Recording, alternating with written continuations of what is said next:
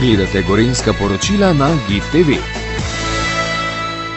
Sprejeli smo odlok o proračunu za leto 2024, 76 milijonov prihodkov, približno 96 milijonov odhodkov, torej 20 milijonov minusa, da tako rečemo po gospodarsko, ampak vemo, zakaj, bom kasneje razložil. Seveda računamo na to, oziroma imamo že odobren kredit za predvsem investicijske zadeve. Zdaj, kar se tiče prejemkov, 36 milijonov največ predstavljajo povprečnina na prebivalca, 725 je nova povprečnina, to, kar je vlada določila. Potem imamo 10 milijonov je vezanih na nedavčne prihodke, tukaj je glavni prihodek najemnina, 6 milijonov in potem komunalni prispevek, 2 milijona pa pol, nekaj malega so še denarne kazni. 1 800 000 so kapitalski prihodki, letos prodajamo 4 avtobuse in pa računamo prodajo nekaj zemljišč 1 400 000 in pa 13,7 milijona so transferni prihodki iz državnega proračuna, občinskega proračuna in pa iz javnih skladov. Tako da predvidena je dolgoročno zadolžitev 15 milijonov, 5 milijonov je pa predviden prenos neporabljenih sredstev iz leta 2023. Zdaj, kar se tiče pa strukture izdatkov, 28 milijonov so tekoči odhodki, 32 milijonov že predstavljajo tekoči transferi in pa investicijski odhodki 31 milijonov, torej toliko je predvideno investicij v letu 2024. Zdaj, kar se tiče tekočih odhodkov in pa transferjev, skupaj z odplačilom dolga predstavljajo dobrih 60% vseh prihodkov, tako da za investicijo ostane 35%. Bi pa še povedal ta razkorak med škarjami, ki so vedno večje. Od strani dohodnine oziroma povprečnine bomo dobili dobrih 36 milijonov, medtem ko 60 milijonov imamo pa obveznih izdatkov po zakonu. Torej, ta razlika je iz leta v leto večja, zato ker višina povprečnine ne sledi obveznim izdatkom, ki jih imamo na občini. Zdaj pač to vemo. Tukaj so bila pogajanja, država v nasprotju z zakonom o financiranju občin ne zagotavlja zadostnih virov za pokrivanje zakonskih obveznosti občin. Ko smo pri investicijah, seveda glavni investicijski projekt v letu 2024, potem 2025 je poslovna cona Hrastje. Tukaj smo zdaj že dobili gradbeno dovoljenje, do konca leta bo narejen PZI, potem gremo v izbor tistega, ki bo to cono izdeloval oziroma infrastrukturo.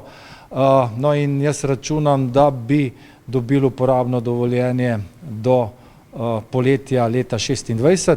Lahko povem, da smo se v tem obdobju dobili že s 15 investitorji v to industrijsko cono, opravili sestanke in dejansko poskušamo vzpostaviti en dober kontakt, tako da bi je vsem interesu, da ta cona čim prej zaživi.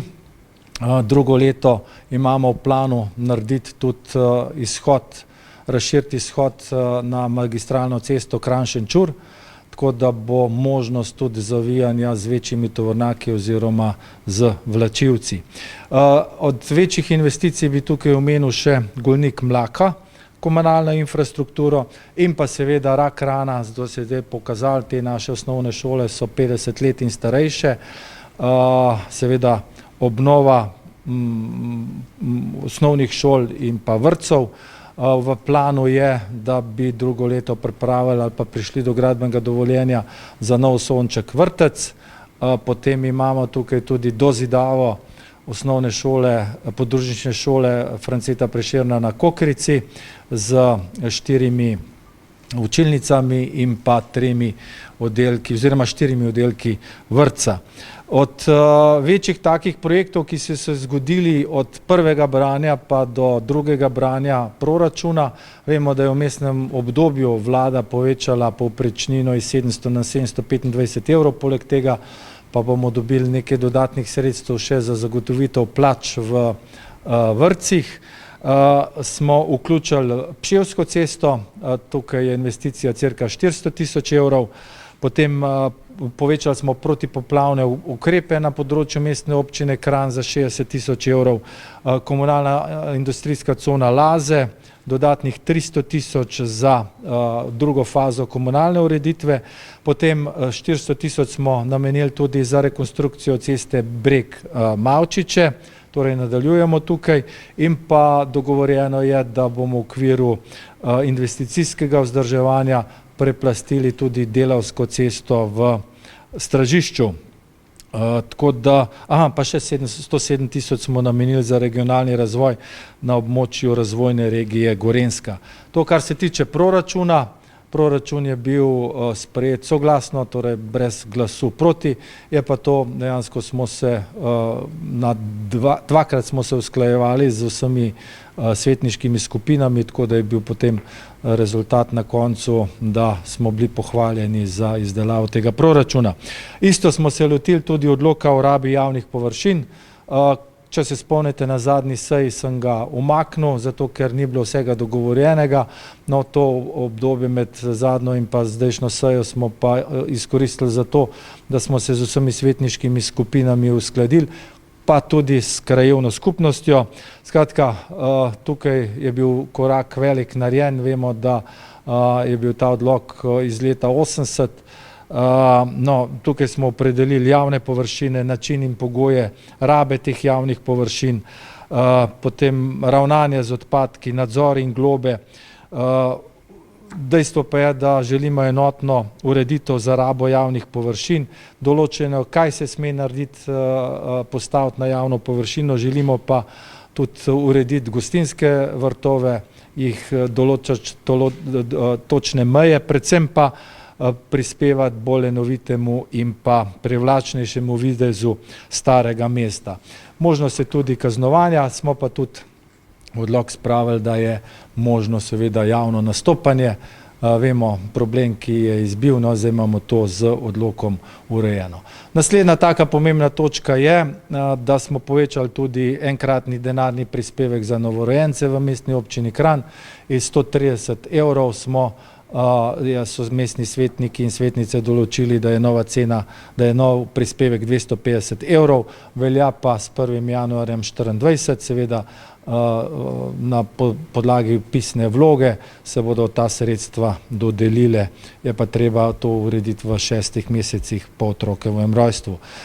Nova gorenjska lekarna bo na področju Golnika, in sicer v tej novi stavbi, ki se bo gradila. To je velika pridobitev tako za paciente na Golniku, pa obiskovalce, kot tudi za stanovalce oziroma prebivalce širšega območja Golnika. Dve preveritvi smo imeli, in sicer za Kranjsko Iskrico. V bistvu nič novega, to je bilo sprejeto pred dobrimi 2 leti, ampak izvajalci zamujajo z drugo fazo. Ta preveritev pa velja samo 2 leti, zato smo morali pač sprejeti še enkrat isti tekst, kot je bil pred 2 leti, torej gre določena odstopanja od oddaljenosti od meje parcele in pa na drugi strani tudi normativa za določitev parkirnih mest in pa dejansko mansarda se malo zmanjša, predvsem pa poveča naklon, tako da je možno tudi urediti mansardna stanovanja, bolj ravna streha je in pa seveda iz tega tudi nižji izgled stavbe. Potem so svetniki sprejeli tudi sklep o manjši igralni površini za otroke v javnih vrtcih in pa vrtcih s koncesijo. Vemo, da je država zdaj določila nov datum, do leta 2028 je treba povečati igralno površino na 3 kvadratne metre. Mi je zdaj dopustno 2 kvadratna metra, mi imamo več kot 2 kvadratna metra. Vemo, da, kot sem rekel, drugo leto začnemo z gradnjo oziroma verjetno s pripravo vseh dokumentov za gradnjo vrtca Sonček, potem na Kokrici prenavljamo energetsko tudi vrtce, tako da jaz računam, da bomo mi ta standard dosegli že pred letom 2028, ampak vseeno imamo dovolj časa, da to uredimo. Operativni program varstva okolja, To je v bistvu novelacija, da tako rečem, ali čist nov operativni program, zadnji bil leta 2010. Zadeve so se marsikaj spremenile, na to so opozorili tudi mestni svetniki in svetnice. Dejstvo pa je, da je v bistvu ta operativni program ukalkuliran, dejansko vse aktivnosti na mestni občini Kranj.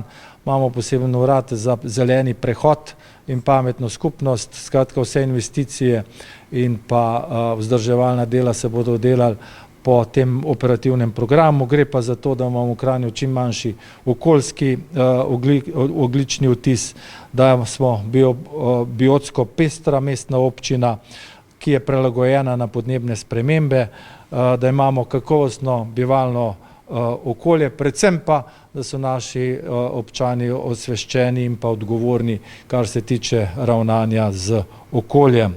Na koncu je direktor Zavoda za turizem in Kranj predstavil še načrt zelene sheme turizma do leta 2026. No in vemo, da smo v zadnjih letih dobili kar nekaj priznanj, da je Kranj uvrščen na turistični zemljevid. Seveda letos smo evropska destinacija odličnosti, imamo platinasti znak Green Destination, samo 5 občin ima to v Sloveniji, no in seveda nadaljujemo v tem smislu, predvsem pa večjem povezovanju še s kulturo, športom, seveda pa želimo ustvariti neko dobro družbeno klimo in pa seveda spodbuditi tudi turistične kmetije. Tako da te so glavne zadeve, še 2 premoženjski zadevi sta bile, in sicer dodatnih slabih 160 tisoč evrov za namestitev prezračevanja in pa hlajenja prostorov v novi stavbi Staneta Žagarja, to se pravi v učilnicah osnovne šole Staneta Žagarja. Dejstvo je, da ta del ni bil sofinanciran, no ampak ugotovili smo v poletnih časih, da bo klima vseeno potrebna, pa prezračevanje ni dovolj samo odpiranje oken, tako da smo to naredili, in pa dodatnih 200 tisoč smo dali za vzdrževanje cest, glede na to, da so se podražila materijali in pa da smo imeli dodatne sanacije. Potem še 2 kadrovski zadevi, in sicer v osnovno šolo Staneta Žagarja, v svet tega javnega zavoda je bil imenovan Davor Brezar, dr. Neven Polajnar, oziroma se upravičujem, nadomestni član v osnovni šoli Staneta Žagarja, ker je izstopila Ana Črne, je bil imenovan Selman Čorović, v javni zavod za šport Kranj pa so bili imenovani Davor Brezar, potem dr. Neven Polajnar, Sandi Eržen in pa dr. Andreja Valič Zver, in pa še senat za reševanje pritožb za delo policistov. Tukaj sta bila pa imenovana Maksimilijan Sagadin in pa Aleš Trilar. Tako da, evo, to je bilo vse, kar je bilo v zadnji seji mestnega sveta dogovorjeno.